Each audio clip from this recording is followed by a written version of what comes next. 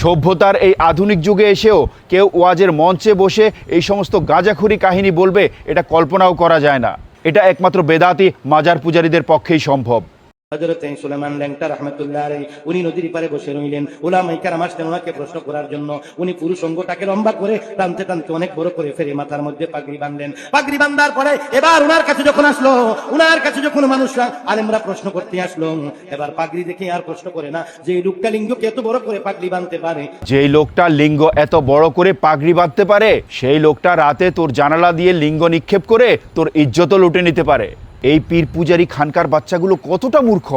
কেউ যদি ল্যাংটা থাকে সে কি করে পীর বা হজরত হয়? সে তো উন্মাদ, সে তো পাগল। আর যে থাকেই ল্যাংটা, তার আবার পাগড়িরই বা কি দরকার?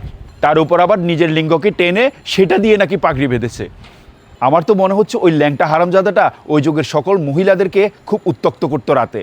সে মানুষের ঘরের জানালা বা ভেন্টিলেটর দিয়ে তার এই লিঙ্গ নিক্ষেপ করে মহিলাদেরকে ভোগ করত। আর সেখান থেকেই হয়তো এই ধরনের মাজার পূজারি, পীর পূজারি খানকার বাচ্চাদের জন্ম হয়েছে।